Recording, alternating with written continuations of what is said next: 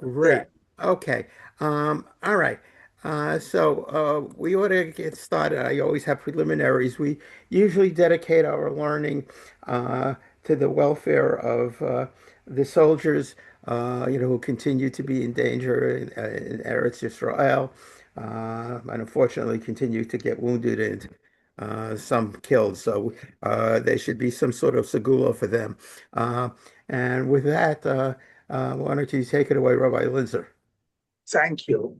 So, the topic I'm going to deal with today and next week is one that I've done some research on, that I think is really fascinating in terms of the way halacha evolves with the realities of larger society, both in terms of addressing new phenomena. It has to respond to them, but also in terms of looking for when it has to create new halachic models and categories, how sometimes it sort of borrows from what the models and the categories are that are being sort of formulated in the larger society.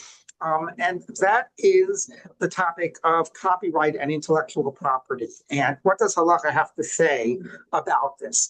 Because if halacha, for anybody who's learned like the Sechet Baba Kama, which is all about torts and damages and so on, understands that halacha is pretty limited in terms of dealing with the full range of some of those realities as they would play out in real society. Like, for example, if I damage your property, I have to pay. But if I only indirectly damage it, like I do something, that leads to it being damaged, then I don't have to pay. There's all of these like loopholes because of formal definitions, but to some degree, halacha, already in the Gemara tries to fill those loopholes. When it comes to not damage, but when it comes to theft, in the Gemara, it was not really like recognized that there were loopholes. Stealing is taking your physical property. Property is something physical. The things you own are actual physical, real objects. The idea that there would be an idea of owning your intellectual product and your intellectual property, and you could be seen as stealing it, is something very foreign to the Gemara. So the question is how now that sort of a lot of society recognizes that reality, how is halacha going to come and try to respond to that? And I will say that, when I first thought about this many decades ago and tried to think about like, well, what halachic categories exist? And can you own something that's not physical? Can you just own your intellectual property and so on? I was assuming, which many of you probably assume as well, that there's something very natural about the way that we think about it. Sure, you own your intellectual property. You come up with an idea, it's your idea. You wrote a book, you have a copyright. There's a fundamental sense that it's your product. The same way, if you would take wood and build a dresser out of it, you have created it, and therefore you own it. And that's an idea that already the Gemara speaks about. There's a concept in the Gemara called Uman Koneh B'Shvach Keli, that a craftsman naturally owns the improvement that they do on a vessel. Like the product of your hand, if you give me wood and say, build this into a cabinet, and I go ahead and I build it into a cabinet, because I have now improved that wood, I own all of the improvement. I own the cabinet minus the cost of the wood. And then when you come and you pay me for, our contract, you're essentially buying the cabinet off of me because I improved it, I own it. So there is something natural to say, hey, I came up with this brilliant patent or with this brilliant book called Harry Potter and the Sorcerer's Stone or whatever it is. It's the product of my mind and I own it. It's just not physical. And just think that that's a very natural way of thinking of things. And then can halacha catch up with that reality in society? That's sort of the question that we would ask. But Okay, Rabbi Linzer. Again, I yes, want to know is, the instinct that I have, however, is that Torah is different. Okay. In other words, Torah is meant for everybody. Yes, I understand that, writing, intellectuals, a book and stuff like that, I'm, familiar with that. But, on the other hand, if by doing this you're restricting the spread of Torah, I'm not sure that. Right.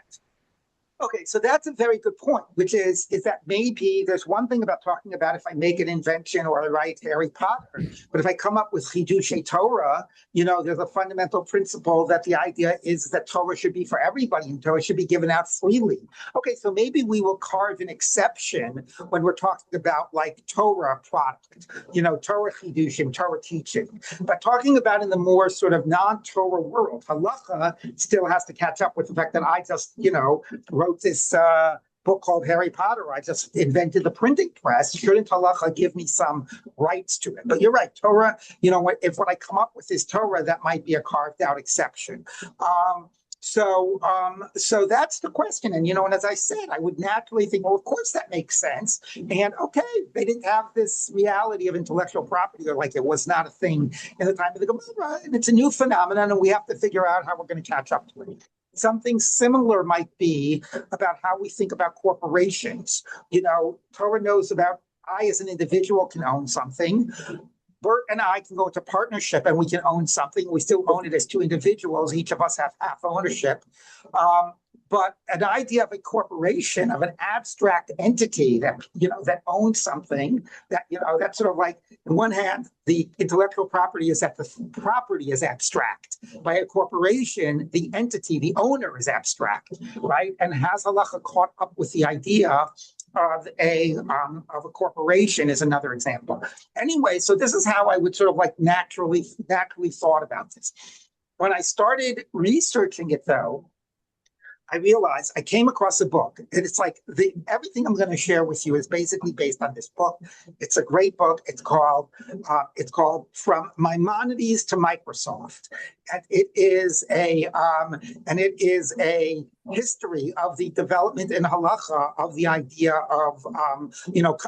of copyright. It's written by somebody by the name of Neil Weinstock Natanel. So I have to love the book because his last name is my son's name, Natanel. Anyway, he really What's the name? Could you repeat the name of the book and the author again, From please? Maimonides to Microsoft. The last name of it's Neil Natanel, Netanel. The author really went into not only all of the halachic history through time, but went into everything that was going on in larger society and how it was sort of interacting with that. So what do you call it? So that was great, and I do have what. And I do very heavily on that book. You can't hear me? No? People can't hear me? Now I can. Okay. Can now? Yeah, we heard it. Yeah, but it's fine. Okay. All right. So drew heavily on that book. And the interesting, ironic thing is that I don't know if people are aware, but if you have a New York Public Library card, you can access certain things digitally. Certain academic books, I think even some like from Oxford Press, you can actually even like download the entire book. So here's the irony. It was totally legal because they let me do it, but I downloaded the entire book that was about copyright and intellectual property, and I have the PDF of the entire book. But anyway, the New York Public Library gave me that access. So anyway, I'm happy to share it with you, but you can get it on Amazon as well. Anyway, that book did an excellent job of really laying out the development and also showing how it, like I said, interacted with what was going on in larger society.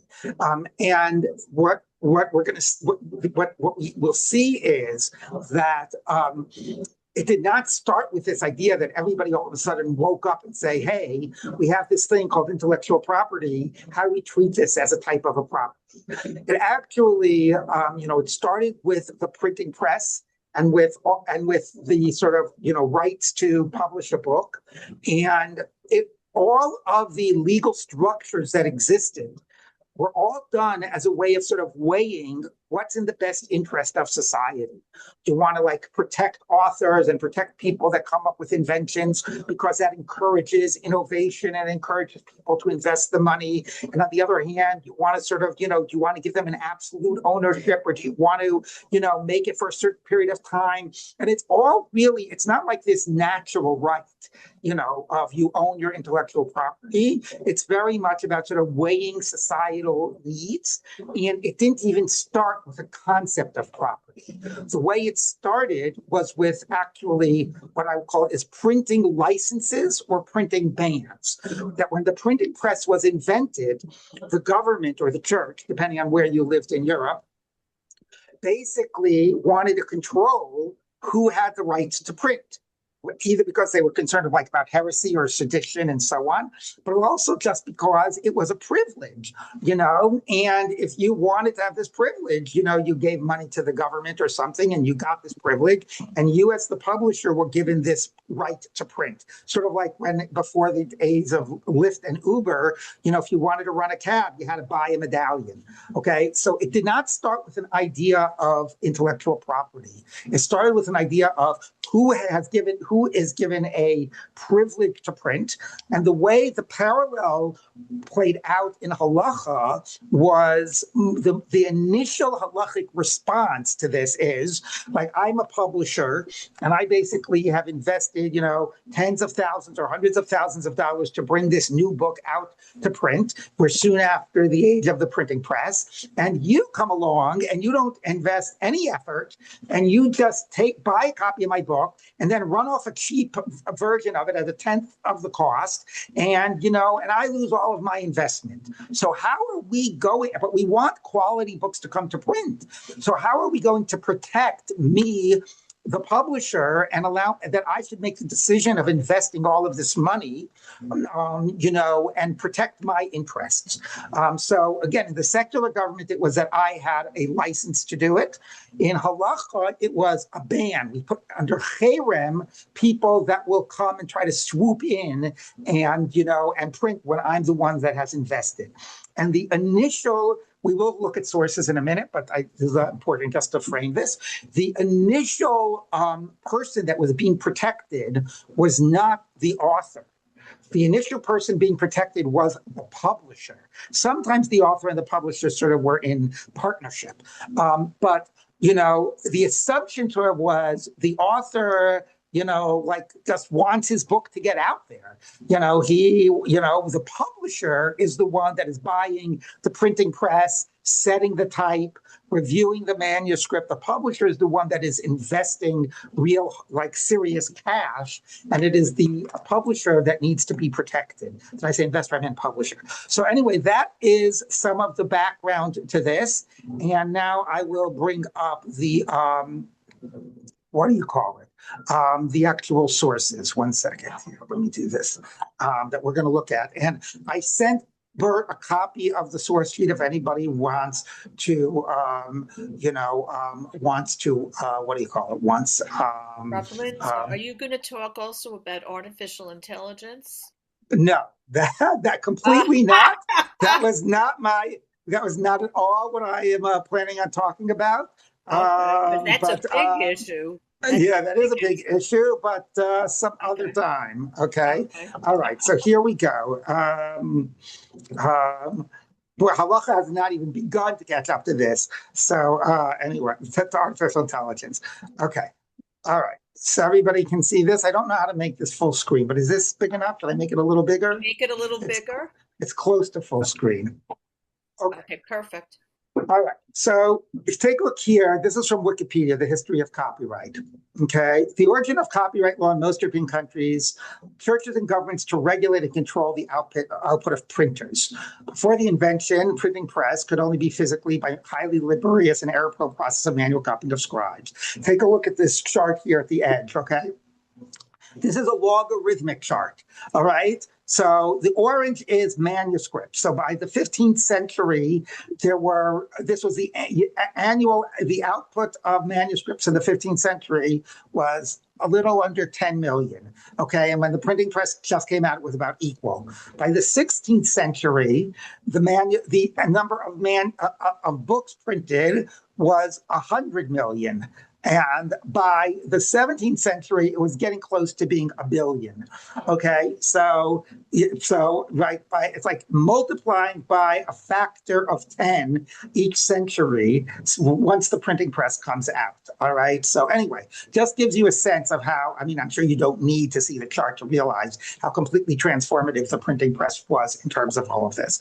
All right, now, here it says like this. While governments and church encourage printing in many ways, dissemination of the Bible and government information, so you want the good stuff out there, but works of dissent and criticism could also circulate rapidly, okay? Governments established controls requiring them to have official licenses to trade and produce books, okay? And gave them the right to print particular books for a fixed period of years. So, and enabled the printer to prevent others during that period.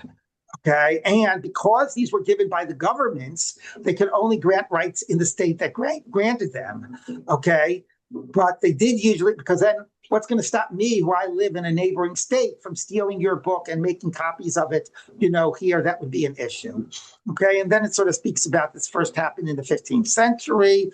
Early copyright privileges were called monopolies because, that was only given to a certain people. Okay, Okay, all right.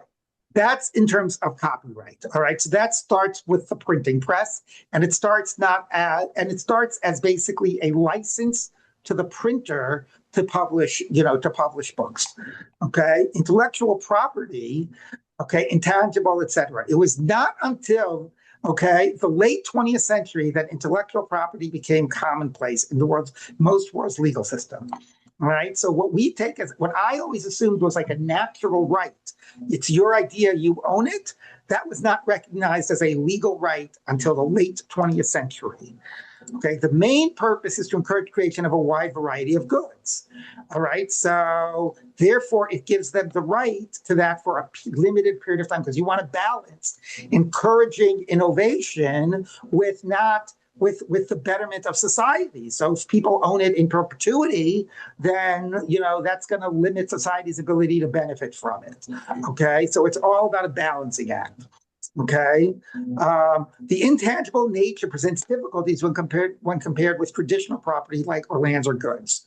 Balancing rights, so they're strong enough to encourage the creation, but not so strong they prevent the goods' wide use, is the primary focus of modern intellectual property law. So the thing to see from both of these is not just that they're relatively recent legal innovations, but also that they are not natural in any way.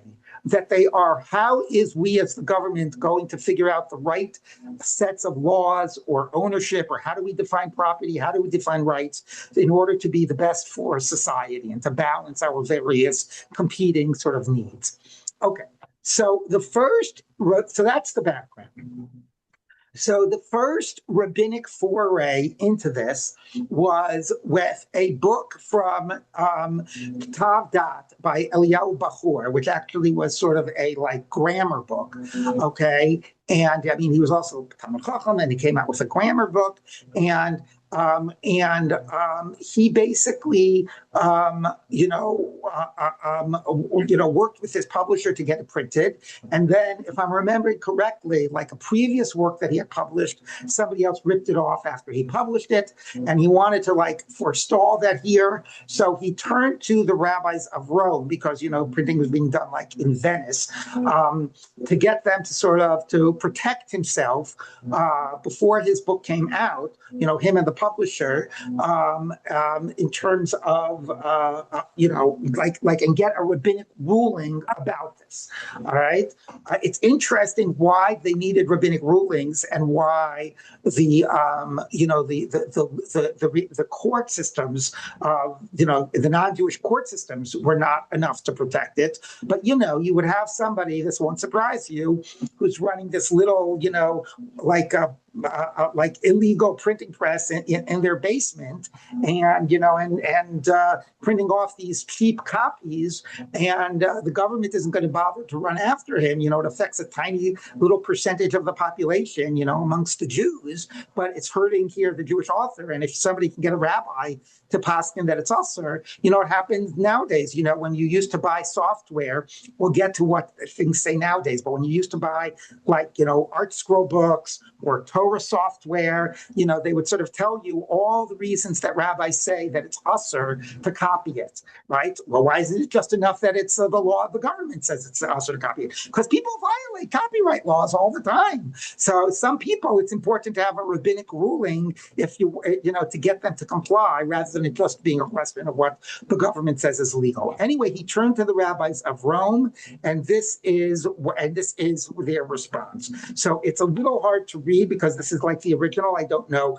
if it is in good digital text. I'll make it bigger. This is also the quality of print in the past. Sometimes the Hebrew text was not so legible. Anyway, it starts on the right-hand side. So let's read it, okay? Nusach Sav Hadat Asher Natan Beromi Habira. So Rabbi, who is? Could you tell us the context again of this? I'm sorry. See context. It was this author called Eliyahu Pachor. He wrote a book called. He wrote a book. Let me actually find here. I did not review this, so let me actually here. I'm gonna cheat. I'm gonna look at the Maimonides to Microsoft book to give you the exact historical background, because I forgot to review it before getting on here. So let me just quickly pull it up. Okay, give me 1 second.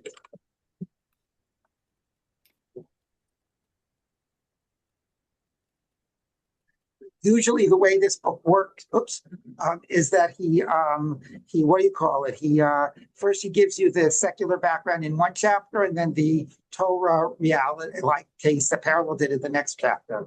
Okay, do you see this? Rabbinic reprinting bans between Ketav Da'at and privilege. Are you seeing that or not? Yes. You are? Okay. So here he says like this: the illustrious rabbinic scholar Eliyahu Halevi Bachor. Okay, in 1518, Bachor was granted a papal privilege printing license for his 3 books of Hebrew grammar: Sefer Bachor, Sefer Halakhah, and Luach B'dikduk HaPoalim VaHabinyanim. Okay, so he was given this by the Pope on the condition that he have them printed in it. Printers were always non-Jews, were always Christians. So Jews had to partner with Christian printers. Only Christian printers had the rights to print. Okay, forbade it not only in Rome but through all of Christendom. Amazing, they gave him it's amazing they gave him the right. So the right to do it. Yeah. I mean, also you have to understand that if you're doing Hebrew grammar, that's something that Christians are very interested in too. The Christian, right? Like the Christian intelligentsia. Yet Bachor was not content to rely on the papal privileges. He petitioned the rabbinic for a decree directed at Jews forbidding reprinting of his books. Bachor had good reason to seek rabbinic protection. 10 years earlier, this is what I was saying, during the chaos followed in the plague in Padua, a scrivener had absconded with the manuscript of his first scholarly work, his commentaries on Moshe Kimchi's grammar book. Brought manuscript to Pizarro, house of Gershon Sansino. Everybody's heard of Sansino. Sansino was a Christian, by the way, not Jewish. Okay, but he was the Christian publisher that printed Jewish books. Okay. Perhaps unwittingly, Sansino printed its commentaries, blah, blah, blah. Okay. So anyway, as Bachor later prepared to print his 3 grammar books, his bitter experience of being deprived of authorship credit and financial remuneration undoubtedly loomed large. Okay, so he was not only the author, he was investing his money in the publishing of it, and somebody else came along and basically stole it from under him. Okay. So that's the historical background. So he goes to the Roman Basin and he asks for them to give him the protection, rabbinic protection, as he's going to publish these books. All right, so here's what he wrote. Nusach Ketav Hadat, this is the religious writing, Asher Natan Beromi Habira, that was given in the Roman capital,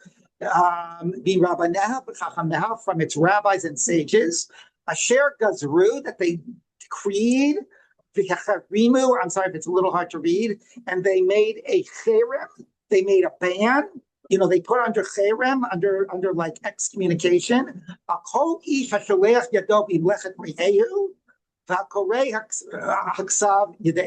On anybody who would think to cast his hand against the labor of his friend. So in this very introductory sentence, you get the double aspect of what is going on here. Number one is a cherem. When you have to make a cherem, it means that you lack the legal ability to say that it is forbidden. Okay, if I would tell you it's usher to do this on Shabbos, I don't have to say a cherem on anybody who does this on Shabbos. It's usher. Okay, you know that you would be violating Shabbos. I have to say a cherem to fill a hole when halacha does not make it clear enough that something is forbidden. Now, that's not always true. It could be halacha makes it clear, but people are not treating it weightily enough, so I have to back it up also with a cherem. But very, very often, a cherem is there when halacha can't do the work by itself. Okay, so the first thing it says that it's a cherem. But the way they describe what the cherem is for somebody who would think to extend his hand, cast his hand against his friend's labor, meaning that you are taking away from the investment and the labor that your friend did, that your neighbor did. And we're going to see that this is going to be how they begin to develop the halachic basis for saying that it is forbidden. That you are not allowed. People have heard of something called, I assume people have heard of something called hasagas gvul, right? Hasagas gvul means encroaching on somebody's territory. Now, in the Torah, what that literally means is that if we have, it's a pasuk in the Torah, and it means that we have a boundary line between our two properties. Then one night at 3 a.m., when everybody is asleep, I can't sneak there and move the property line, so I get an extra foot of my property and I take away a foot of your property. That is a physical hasagas gvul. Hasagas gvul later, not in the Gemara, later comes to mean I can't encroach on your business. If you have and this is a general question about competition versus protectionism. If you have a pizza store, a kosher pizza store, and I try to open a kosher pizza store nearby, some rabbis will get up, or the owner of the first pizza store will get up and say, hasagas gvul, you're encroaching on my business, okay? And that actually is the Gemara has that discussion. Are we more concerned to protect the owner of the pizza store, or are we more concerned to protect the well-being of the community? Because what happens if you're too insistent on hasagas gvul? If you basically say, "Oh yes, you can't open a pizza store because that's encroaching and it's competing, etc." What will be the consequence for people if you take that approach? If the rabbis take that approach, don't let me open up a competing pizza store. That was not a rhetorical question. Anybody? Could you say what is everybody going to wind up getting? Could you say the question again? Yeah, if I have a pizza store and somebody wants to come and open up a competing pizza store, and I go get the rabbis of the community to say that it's forbidden because of hasagas gvul, because he's encroaching on my territory and he's encroaching on my business, so I'm protected, but what will be the consequence for the community? That they don't have competition. And people will get bad tasting, expensive pizza, okay? Which was the reality I had growing up.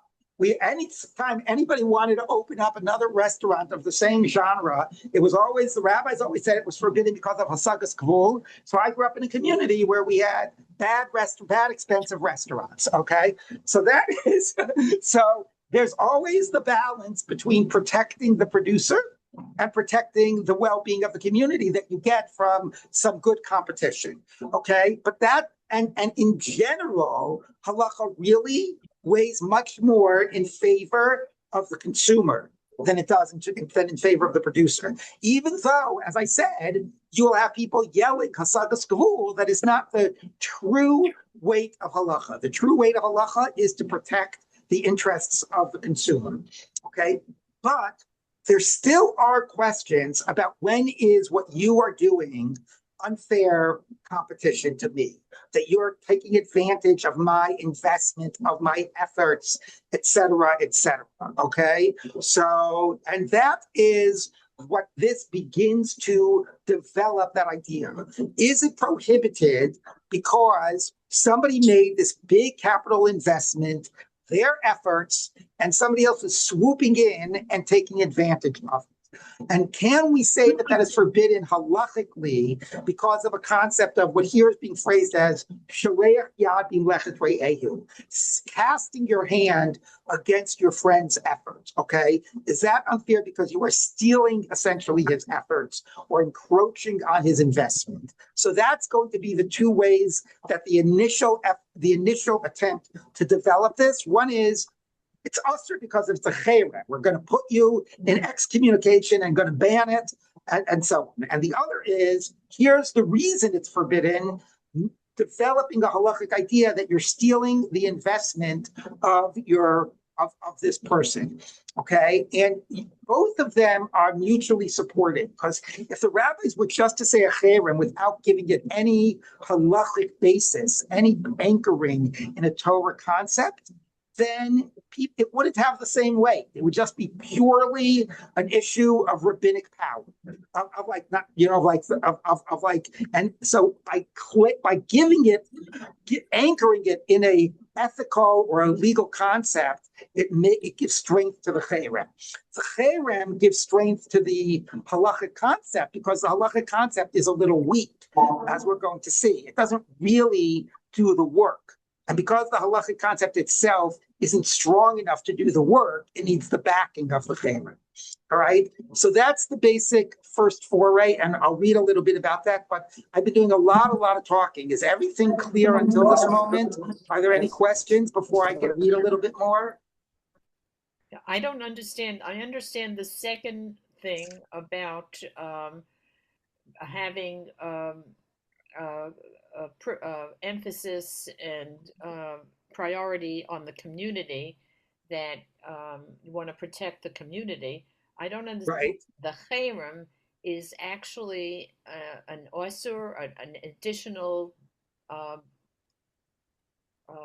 osur. Yeah.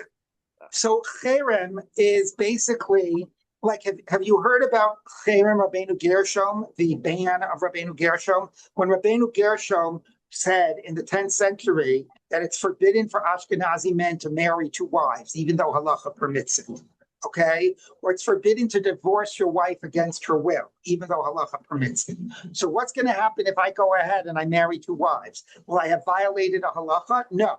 But I will have violated this cherem, which is basically I will be put under, it's sort of like rabbinic excommunication.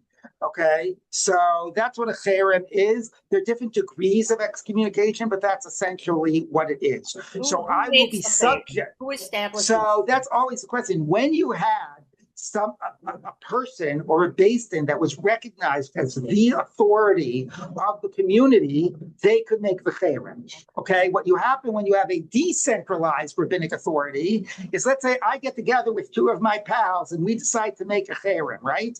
I'm going to make a cherem, and anybody who opens up a competing rabbinical school, for whatever, who cares? Like, only the people that recognize my authority care. So cheremim were much, when Spinoza, for example, this is a cherem you might have heard of. When Spinoza, was a sort of, wrote his writings, whatever, the rabbis of Amsterdam put him under cherem, so he himself was excommunicated, and nobody could have anything to do with Spinoza. And anybody who would read from his works would be under cherem. Okay, but again, that's only if their authority is recognized, and often might only be recognized in their local community and not globally. And that will be part of the problem of trying to use a cherem here. What do I care what the rabbis of Rome, who the rabbis of Rome put under a cherem? They're not my rabbis. I'm living here in France or in Germany. So if somebody in Rome does it, they'll be violate the cherem. But why should it be relevant to me? So that's also part of the problem of a cherem, is that it fundamentally is limited in scope. Okay, but that's what a cherem is. So you need a cherem when you don't have halacha. Like if you don't have a halacha that forbids me to marry two wives, you need a cherem to do it. Okay, but a cherem is stronger if it's being said that it's anchored in a Torah principle. It's not just purely arbitrary. So if we say there's a cherem on anybody who would think to encroach on his friend's investment, not just my pizza store, but encroach in his friend's investment and take advantage of it and so on and so on. And here's a Gemara that speaks about why that's not the right thing to do. The cherem is more real because it's based on a real idea in the Talmud, okay? And so the cherem is strengthened by that Talmudic anchor. But the Talmudic anchor also needs the cherem because it's not such a clear black and white idea in the Gemara. It's not such a clear halacha. So I can't just give a halachic ruling. I also need the cherem in order to give it oomph and weight. Rabbi, Right? Rabbi Yeah. Linzer, Yeah.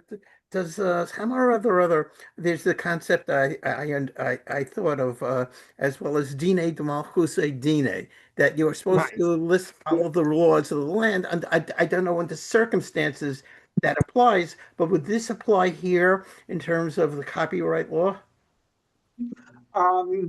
So yes, it would, but again, that's what I was sort of like saying in the beginning, which is that people. What was I saying?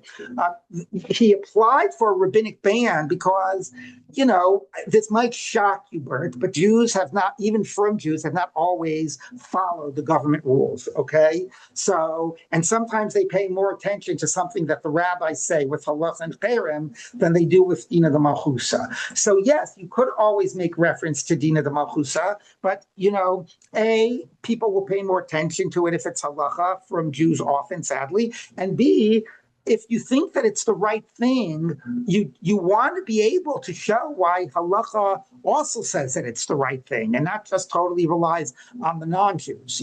So there's like an ideological point here as well. Okay. All right. This is a lot. I have no idea how we're going to get through all of this in two classes, but it'll be a start. All right. So let's just do a little bit more reading. Okay. So I'm going to just skip to some of the key lines. Okay. And he says like this. Okay. He says like this. Hold on.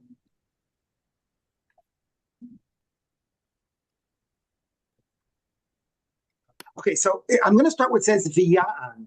Do people see where that is? Can you see what I'm highlighting where it says V'ya'an Kiyadativ? Yes. You see? Okay. Yes. So V'ya'an Kiyadanu, because we know Ha'ish Hazeh, this man, V'hu Ve'et Sicho, and like his speech, meaning we know his character. Kipish Nai Brucho B'diktur B'Misora. So this becomes the important point.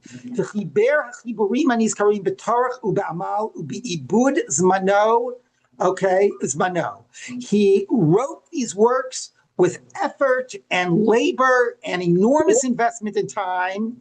Okay, Yamim Rabim Zulat Hahotza'ah Hamiruba.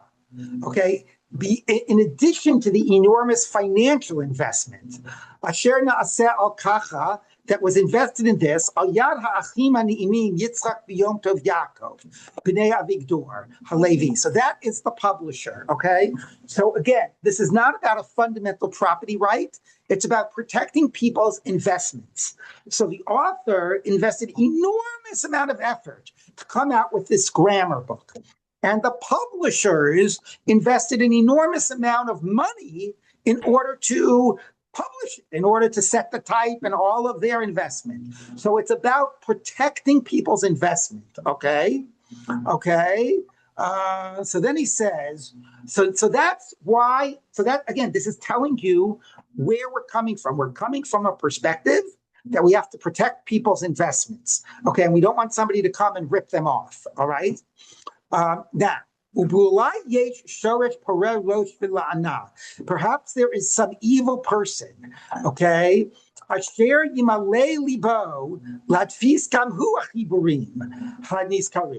he's going to think, oh, I'm going to come and I'll publish it. I'm not the author. I don't have any rights from the author. I didn't do the first work of setting the type. I'm just going to use everybody else's labor and I'm going to come and publish it. Okay.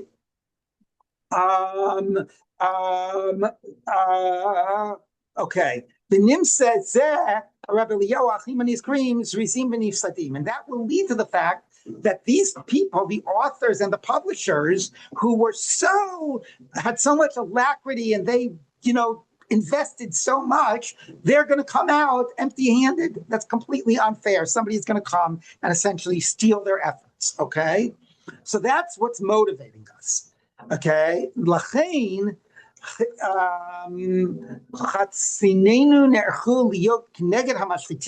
Therefore, we have risen to stand up against those destroyers. Okay, and now here is the halachic explanation. Here, finally, we get to the halachic reasoning. Ani hamafech b'chavara uva acher v'notla himena.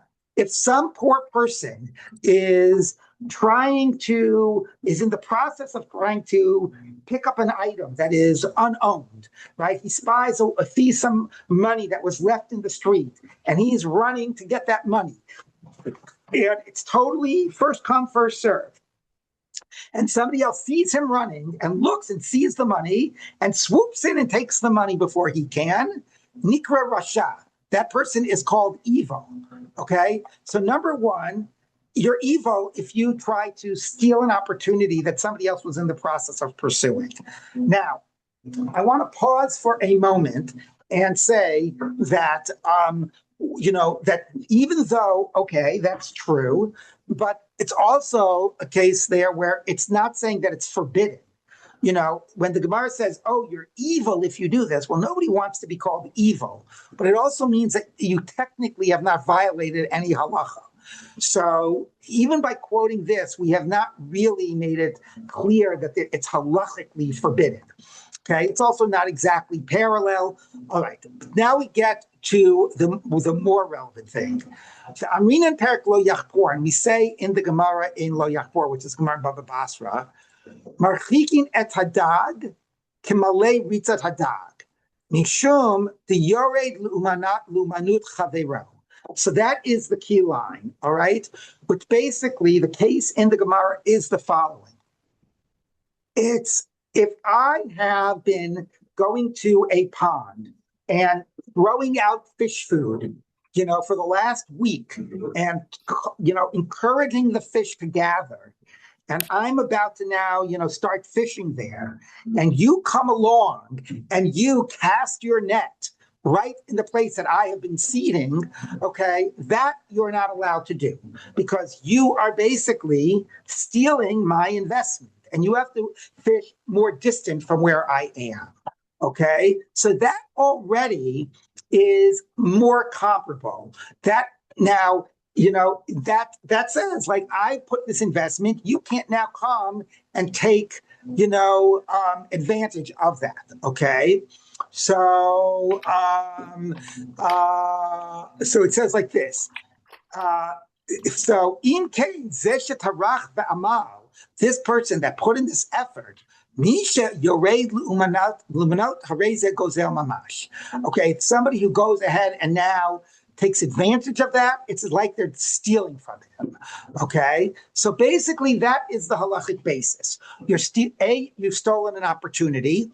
Okay, like the poor person running after the money. That's not so relevant. But B, more relevant, somebody has invested funds in order, and you have come and you have now sort of, taken advantage of their efforts.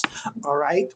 Now, so we can discuss whether it's an exact parallel and how usher it is, but the idea is definitely there. All right. And therefore, once they've established that that's the idea in the Gemara, therefore they say like this. He says, Ubiyot. Now here gets the point, Tova, you are about the issue about geographic reach. Ubiyot sifrei hadefus na'im miyam el yam. Given the fact that published books go from ocean to ocean, they don't know any geographic bounds. Lo samnu gvul, we did not make a geographic limit to our cherem. If it's halacha, then halacha applies to everybody, wherever you are. If it's a cherem, it's only people that are under our halachic authority, us, the rabbis of Rome. But the thing is, making a cherem for people who live in Rome is not going to protect this person because, books are purchased all over. So therefore, even though we don't really have the authority to make a cherem outside of our geographic boundaries, we're going to say that the cherem applies in all places. El gazarnu bistam, we just made a general statement. Anybody that hears our edict, okay, that you may not publish these books. And anybody who publishes them, you personally or somebody that you have sort of, hired to do it, will be in the category of somebody who breaks through a boundary and the snake will bite them. Okay, so this is a very cute rabbinic play on words. Okay, there's a pasuk in Mishlei that says, Horetz geder yishachenu nachash. Somebody who breaks through a gate, if you break through a gate, then there's a snake waiting on the other side of the wall. The snake will come and bite you. And that's basically a way of saying that if you violate rabbinic edicts and restrictions, you'll be punished. Okay, you'll break through the gate or the wall, and a snake will bite you. But there's a cute rabbinic play on words here, because this word nachash, a snake, nun chet shin, you see it's got that little thing above it that means it's an acronym. What nun chet shin means in this context is not just snake, but nidoi cherem shamta. Those are 3 Hebrew words for excommunication. So when you say, if you break through the gate, a snake will bite you, it means if you violate what we said, you will be under the ban of excommunication by all of these excommunications. Okay? So that's if you publish it. Now, it's not enough to forbid people to publish it because one person, all you need is one person to not care and everybody else is then going to buy it. So now we have to also talk about the people who are going to buy the book. Okay, and somebody who buys from the publisher after you know that we have forbidden it, because you don't want to punish somebody who's ignorant. But once you know that we have forbidden it, if you buy from this publisher, after you have heard our edict, you also will be in a curse. Okay? Okay, and then they and then the rest is they just end. Okay, so what we see from all of this, and I'm sorry I did not have it in nicer text or in English translation, but what we see from all of this is that they make 1 or 2 brief references to a line in the Gemara about taking advantage of somebody else's investment. Okay, and then they basically really say, if you violate it, you'll be cursed. And you violate it, you'll be under the ban. So the first stage in halachic development of halachic copyright law is to conceptually say the problem is you're stealing somebody's investment, and to get the force is less of a halachic force. The force is that you'll be under a ban, you'll be under a cherem. Now, I want to tell you something that probably will be very surprising / shocking to you. Okay, we are all very familiar with the fact that in a Hebrew book, a sefer, often there will be some things at the beginning of it, right? Some letters from rabbis, etc. Right? People familiar with that phenomenon, that there'll be like letters of approbation, right? What are those called? Those are called haskamot, right? So not only was this letter from the rabbis of Rome a ban, It was actually both the first Haskama slash ban, because one of the things that the letter said, I skipped over the part in the very beginning, but it opened by saying, this Rabbi Eliyahu Bachrach, he is such a righteous person. And we read a little bit about that. And his work is such an important work, et cetera, et cetera. Why were they saying that? Because if they're going to come and make a ban, they want to sort of say, this person is deserving of our protection. He put in all this effort. This is such a worthy book. He's deserving of our protection, right? It's the same reason why the government or the Pope would give printing licenses. This is a work that is deserving of that protection. So what it was is it basically said, here's why it's a good work, and here's the cherem that you'll be under if you buy it, or if you publish it without authorization, or you buy from the publisher without authorization. So for the first few centuries, after this like edict from the rabbis of Rome, every book, not every, sometimes it was enough that the government protected it, but many, many, many Hebrew books that came out would solicit a letter from the rabbis that would basically protect their book. And it would be a printing ban, but it would start with why it's an important book. So the start of the phenomenon of Haskamot was really the phenomenon of printing bans solicited from rabbis that I can include in the beginning of my book so that somebody doesn't steal it. Okay, and those Haskamot were, here's why it's good, and here's how we're protecting it, and here's why it's under the ban. Like now, if you open up an English book, on the first inside cover, it says copyright, right? Copyright 2026 by blah, blah, blah. So essentially, you would open up a Hebrew book, copyright, not copyright, but you're under a cherem if you publish this wrongly, or you buy from somebody who published it without authorization. But that would both be a haskama and not a haskama for the reasons we want. Now, the reasons people solicit haskama is to say, I want you to know that everything I say is kosher, and therefore, if you're a frum person, you can know that, you won't be misled by reading my books, or by reading my halakhah psakim, or reading my ideas on the chumash, because I have these big rabbis that say that I'm a kosher person and think they're kosher ideas. That's why the function that Haskamot play nowadays. But the function that they were playing was really to justify the printing ban, and the printing ban was the fundamental thing. But that was also the beginning of the phenomenon of Haskamot. Okay, so that's really stage one. And we could look more closely in the Gemara. I won't do it. We could look more closely to see, is this really the whole example of the fish? How really forbidden was that? Is it strictly halakhically forbidden? Does it apply to all cases? What are exactly the parameters, right? That's very, very much in question, which is why I said that conceptually the idea was there, but the weight of it was the ban. And if you think about it, it exactly parallels what was going on in larger society. It was basically saying, we want to protect people's investments. We want society to benefit from people publishing good works or whatever. We, the government or the Pope, are going to give certain printers a license to do it and protection to do it. And then the rabbis did the exact same. We're going to give them a protection. We're not going to do it through a license. We're going to do it through a cherem. And because we want to protect their investment, and we're just going to show you that idea is already present in the Gemara, that you should not steal somebody's investment. Okay, so it really was extremely parallel to what was going on in the larger society. The next stage of this is going to be a tshuva from the Ramah, Rav Moshe Isserlis, okay, and he's going to try to develop a different type of a halachic basis for it, or to more deeply develop the halachic basis. But we'll have to leave that for next time. I'll leave the last 5 minutes for any questions. It does not pay to try to start that in the next 5 I minutes. think this is amazing that, I never knew that copyright law started back centuries. Right. It's just amazing. I mean, this is, you learn something new. I mean, if it's amazing, I never knew it was.